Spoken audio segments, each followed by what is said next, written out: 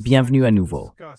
Nous sommes rejoints aujourd'hui par le professeur Jeffrey Sachs pour discuter des menaces que Trump profère actuellement contre l'Iran. Je vous suis très reconnaissant d'avoir accepté notre invitation, car si vous êtes à Téhéran, vous évaluez les menaces. En somme, vous évaluez les capacités et les intentions. Or, vous ne verriez pas cette accumulation massive de forces militaires américaines dans la région. Vous verriez des avions de transport britanniques, allemands, espagnols et italiens semblant se diriger vers le Moyen-Orient. Et en ce qui concerne les intentions, il semble qu'une attaque soit inévitable. Les Israéliens la souhaitent, Washington la souhaite. On parle de changement de régime. Sur les réseaux sociaux, Trump écrit « Une armada massive se dirige vers l'Iran. Elle avance rapidement avec une grande puissance, enthousiasme et détermination. » Il ajoute ensuite que le temps presse. Que pensez-vous de ces menaces?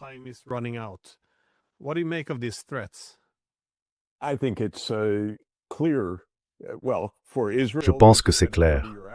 Pour Israël, cela fait 30 ans qu'il s'efforce de renverser le gouvernement iranien. Les États-Unis font essentiellement ce qu'Israël leur dit, et Israël n'a cessé d'entraîner les États-Unis dans une guerre contre l'Iran. Il l'a encore fait l'été dernier. L'objectif était un changement de régime, un renversement. Cela n'a pas fonctionné. Les États-Unis ont alors commencé à utiliser des instruments économiques. Ce que notre secrétaire au Trésor, Scott Bessent, a appelé diplomatie économique. Il a exposé une stratégie délibérée, des mesures prises par les États-Unis pour détruire l'économie iranienne. L'idée, encore une fois, était le changement de régime. Cela n'a pas fonctionné. Et maintenant, un groupe aéronaval est en route pour attaquer l'Iran. Je pense donc qu'une attaque est imminente. L'objectif ici n'a jamais été la négociation.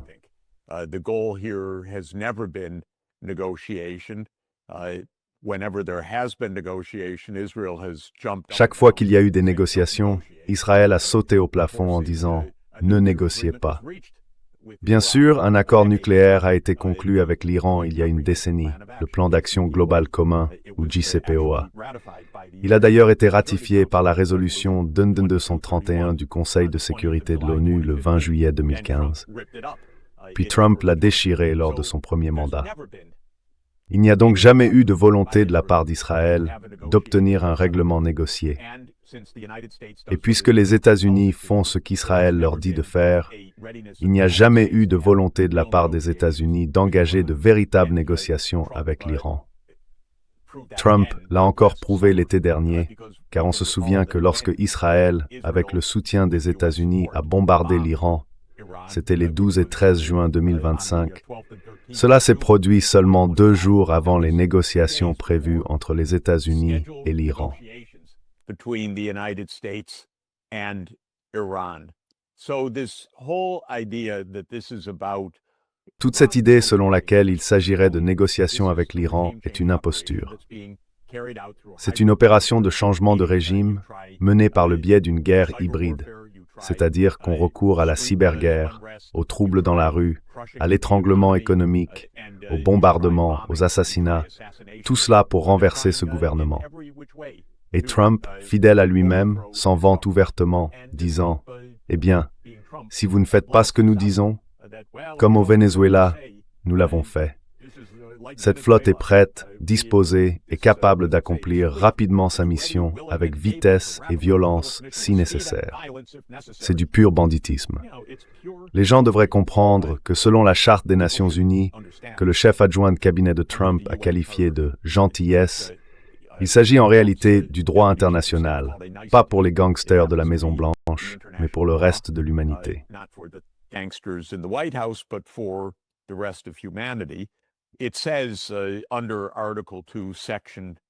L'article 2, section 4 stipule que tous les membres doivent s'abstenir, dans leurs relations internationales, de recourir à la menace ou à l'emploi de la force contre l'intégrité territoriale ou l'indépendance politique de tout État ou de toute autre manière incompatible avec les buts des Nations Unies. Voilà donc où nous en sommes, Glenn. Je pense bien sûr que nous avons déjà vécu cela avec le Venezuela. Des menaces effrontées et grossières suivies d'une invasion, l'enlèvement du président et de la première dame, et une revendication des États-Unis selon laquelle ils dirigent le Venezuela, y compris le vol de pétrole sur des pétroliers pour l'envoyer aux États-Unis, Donald Trump déclarant que l'argent lui revient.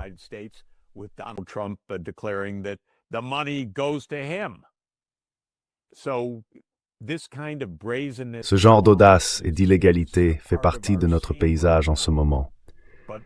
Mais l'Iran est infiniment plus dangereux pour le monde, et nous attendons toujours qu'un pays européen dise quoi que ce soit à ce sujet, qu'il en parle en mal. Oh, peut-être que ce n'est pas une bonne idée. Peut-être que nous ne devrions pas faire la guerre. Peut-être que nous devrions respecter la Charte des Nations Unies. La question pour l'Europe est la suivante. Ne s'exprime-t-elle que lorsque les États-Unis sont sur le point d'attaquer l'Europe? Ou bien l'Europe a-t-elle des principes, tout simplement? Et nous allons le découvrir dans les prochains jours. Le chancelier Merz, qui avait déclaré lors de la première attaque contre l'Iran qu'Israël faisait notre sale boulot, a maintenant affirmé que les jours de l'Iran étaient comptés. Cela pourrait prendre quelques semaines, mais ce régime n'a absolument aucune légitimité pour gouverner. Je pense donc que les Européens sont totalement d'accord avec cela. Mais, wow! Trump a également dit que c'était maintenant le moment pour l'Iran de conclure un accord. Sinon, il les frapperait durement. De quel accord parle-t-il? Nous parlons toujours de l'accord nucléaire, car cela semble très malhonnête à ce stade. Ils ont déjà été très clairs sur le fait que l'objectif est un changement de régime. Et avec tout changement de régime, il serait impossible d'obtenir une opposition unifiée. Nous assistons donc à la destruction de l'Iran, ce qui est exact.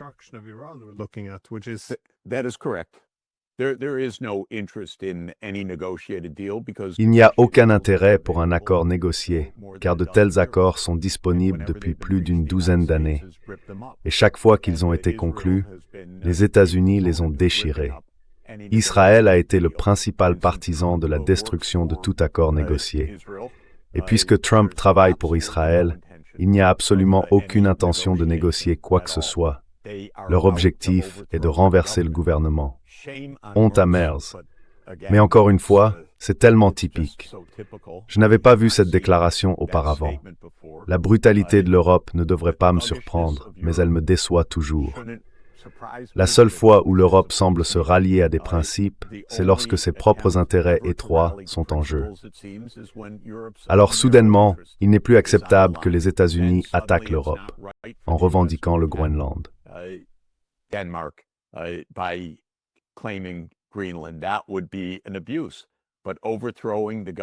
Ce serait un abus. Mais renverser le gouvernement iranien, ça c'est acceptable. Je pense qu'il vaut la peine que nous passions juste quelques minutes sur la propagande qui circule désormais librement dans le New York Times, le Washington Post, et j'en suis sûr, dans les médias européens, selon laquelle l'effondrement économique démontre la corruption et la mauvaise gestion de l'économie iranienne, et pourquoi le régime n'est pas apte à gouverner, comme vient de le déclarer le chancelier Merz, d'après ce que tu m'as lu. Les gens doivent comprendre que cela fait partie du jeu. Et ce jeu est absolument vulgaire, mais il est parfaitement compréhensible si l'on y prête un peu d'attention. Et il se trouve que notre secrétaire au Trésor des États-Unis, Scott Bessent, l'a exposé très clairement et explicitement à Davos, presque de manière caricaturale.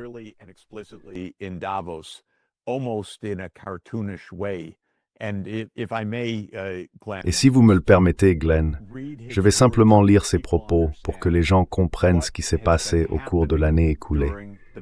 L'intervieweur lui demande « Que voulez-vous dire à propos des sanctions ?» C'est un autre sujet sur lequel vous avez travaillé, bien sûr.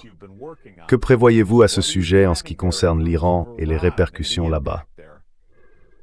Et Bessent répond « D'accord, d'accord, il y a des sanctions du Trésor. » Si vous regardez un discours que j'ai prononcé au Economic Club de New York en mars dernier, j'ai dit que je pensais que la monnaie iranienne était au bord de l'effondrement, que si j'étais un citoyen iranien, je retirerais mon argent.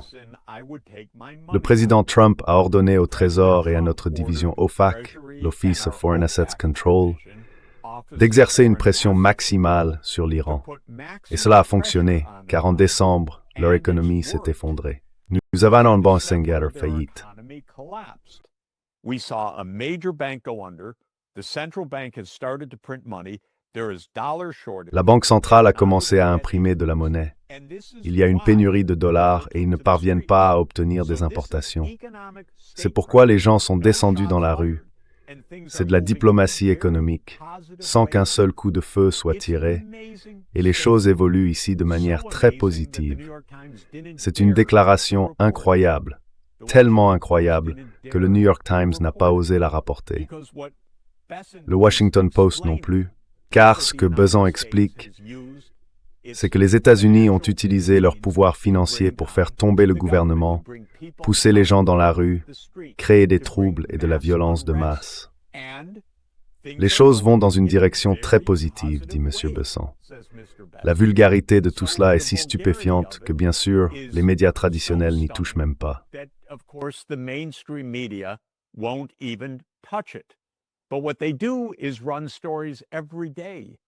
Mais ce qu'ils font, c'est publier chaque jour des articles sur la mauvaise gestion, la corruption, l'effondrement économique, la souffrance du peuple, sans préciser que notre secrétaire au Trésor a expliqué que c'est le jeu américain. Et j'ai récemment parlé à des personnes qui m'ont dit que oui, elles ne peuvent pas être payées pour leur pétrole à cause de ce que font les États-Unis. Les paiements n'arrivent pas. Tout le monde est sous sanction, tout le monde est sous menace, et toutes les banques du monde refusent de traiter les transactions. C'est la militarisation du dollar par les États-Unis. Et le but est de créer le chaos, provoquer des faillites bancaires, un effondrement monétaire, et pousser les gens à descendre dans la rue.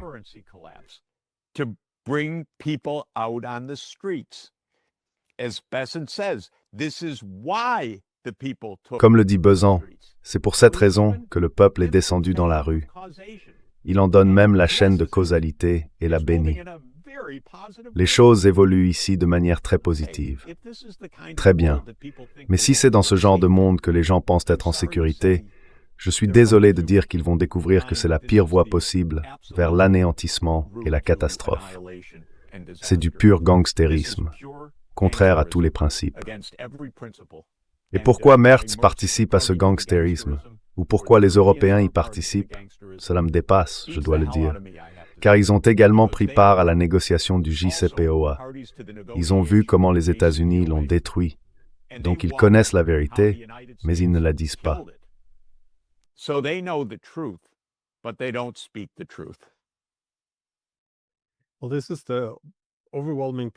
Eh bien, c'est une propagande écrasante, parce que vous pouvez avoir toutes les preuves sous les yeux.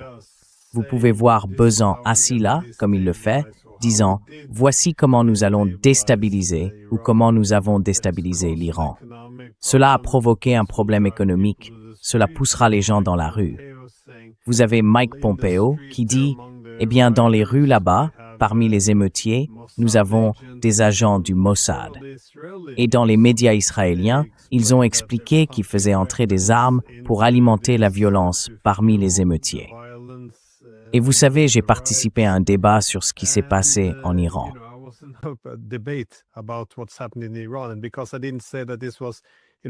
Et parce que je n'ai pas dit qu'il s'agissait, vous savez, d'un mouvement entièrement spontané, sans aucune ingérence occidentale, cela signifiait que je me moquais de la souffrance des Iraniens et que j'étais un apologiste du régime. Donc, si vous vous souciez vraiment des Iraniens, vous prônez de les bombarder. Je veux dire, c'est à quel point c'est pervers. Mais c'est la même chose pour toutes les guerres. Si vous vous souciez des Syriens, vous demandez la chute d'Assad.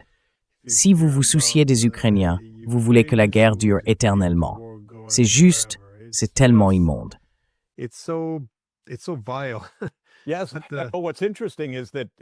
Oui, mais ce qui est intéressant, c'est que si tu te soucies des Iraniens, alors tu pourrais prêter attention à ce que Besant lui-même a dit, qu'ils cherchent à nuire aux Iraniens.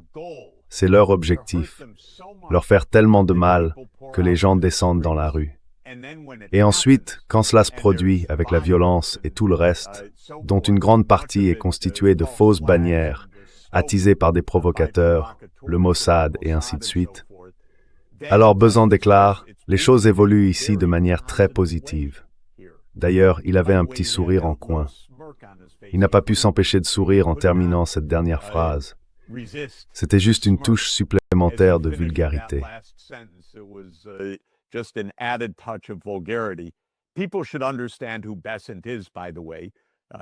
Les gens devraient comprendre qui est Bezan d'ailleurs. C'est notre secrétaire au Trésor. On pourrait penser que cela signifie qu'il s'y connaît un peu en macroéconomie, ou qu'il maîtrise la politique budgétaire, ou encore qu'il est un expert en fiscalité. Non, cela n'a rien à voir avec tout ça. C'est un gestionnaire de fonds spéculatifs dont la renommée vient de sa collaboration avec George Soros pour détruire la livre sterling il y a plus de 10 ans. C'est ce qui lui a valu ce poste, lorsque la livre a été attaquée, en 1992, je crois. Et voilà ses références. Voici un homme capable de détruire des monnaies. C'est donc tellement odieux et flagrant que franchement, cela ne vaut même pas la peine d'être rapporté.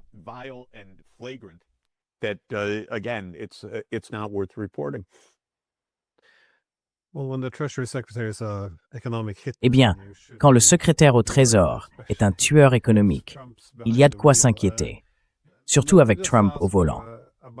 Permettez-moi simplement de poser une question sur la possibilité que cette guerre s'étende réellement, car il semble que, tant du côté américain que du côté iranien, on indique que cette fois-ci, ce sera très différent de la guerre précédente, que ce sera essentiellement tout ou rien. Alors selon vous, quelle est la probabilité que cela puisse être contenu dans la région? Parce que l'Iran a déjà déclaré que quiconque y participerait ferait l'objet de représailles. Et puis il y a l'Arabie saoudite qui dit « Eh bien, notre espace aérien ne sera pas utilisé ». Donc ils prennent cela au sérieux, mais pensez-vous que cela restera contenu? Parce que selon moi, cette guerre sera très différente de la précédente.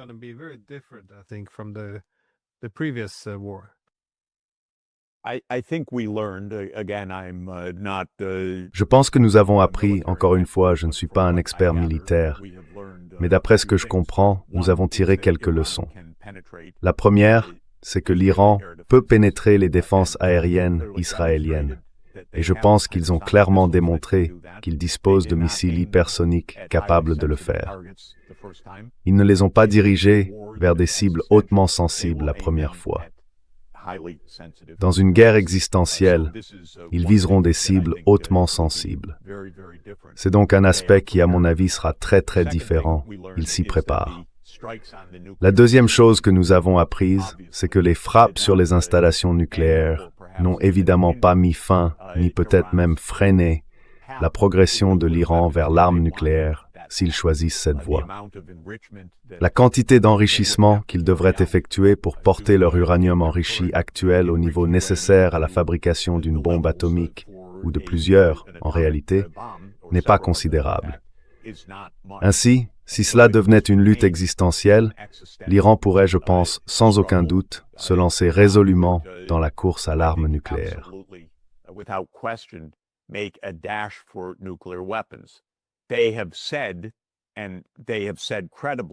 Ils ont déclaré, et de manière crédible, « Nous ne voulons pas de cela. Nous voulons que l'AIA soit ici pour surveiller. Nous maintiendrons des limites strictes sur tout type d'enrichissement ou de traitement. » Mais c'est précisément ce que les États-Unis ont déjà déchiré il y a une décennie, lorsque Trump est arrivé au pouvoir lors de son premier mandat. Le point suivant est que l'Iran lui-même, et en particulier les gardiens de la révolution, pourrait décider « c'est le destin de notre nation » et se précipiter vers l'arme nucléaire. Si la situation devenait désespérée pour l'Iran, je suppose que d'autres pays le soutiendraient. L'Iran est un grand pays. Bien sûr, Israël a essayé par des assassinats, par des attaques du Mossad et par des bombardements, une frappe de décapitation. Cela n'a pas fonctionné. Je ne crois pas que cela fonctionnerait. Et cela pourrait donc être le prélude à une guerre considérablement élargie. Ce n'est pas le Venezuela dans l'arrière-cour de l'Amérique. Ce serait une guerre dans la région la plus explosive du monde, entourée de nombreux pays dotés de l'arme nucléaire et ayant des intérêts majeurs dans ce qui se passerait. in what would be happening. So I think it would be completely. Je pense que ce serait complètement irresponsable et potentiellement désastreux à l'échelle mondiale et qu'il faut l'empêcher dès maintenant, avant d'avoir à spéculer sur la façon dont cela pourrait se terminer. Et encore une fois, je suis consterné d'entendre le point de vue allemand à ce sujet. Pas surpris, mais consterné. Si nous n'avons plus de pays dans le monde prêts à dire « Vous ne pouvez pas lancer des guerres de cette manière », dans ces régions explosives, en totale contradiction avec tous les principes du système des Nations Unies, alors le risque de destruction totale est extrêmement élevé. Je crois que le Conseil de sécurité de l'ONU devrait être contraint de se réunir immédiatement, de rester en session et d'assumer sa responsabilité qui est unique au monde, pour arrêter cela et dire clairement aux États-Unis, au président des États-Unis, « Non, vous ne pouvez même pas proférer une telle menace, encore moins lancer une attaque. » La menace en elle-même constitue une violation flagrante de la Charte des Nations Unies.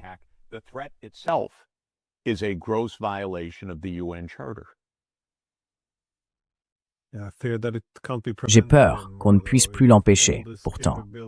Si toutes ces capacités sont mises en place et que la seule façon de l'éviter, selon Trump, est un accord qui en réalité n'existe pas, il est difficile de voir ce qu'ils peuvent faire d'autre.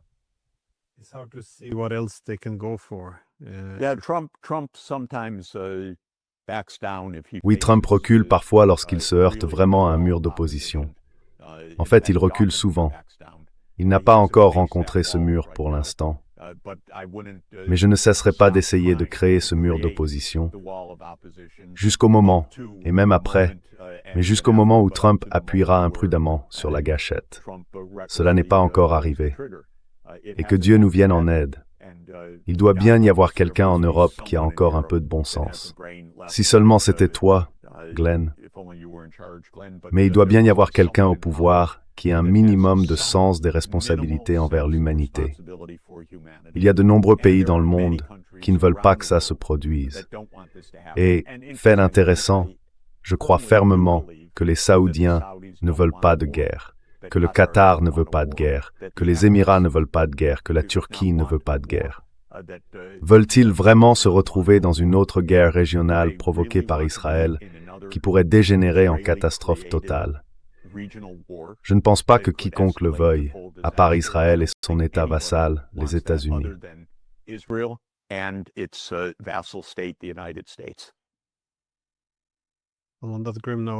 Sur cette note sombre, merci beaucoup d'avoir partagé vos réflexions à ce sujet. J'espère vraiment qu'il y aura de la pression et des doutes de la part des Européens et idéalement de certains alliés régionaux. Donc merci beaucoup. Ravi d'être avec vous, Glenn. Merci.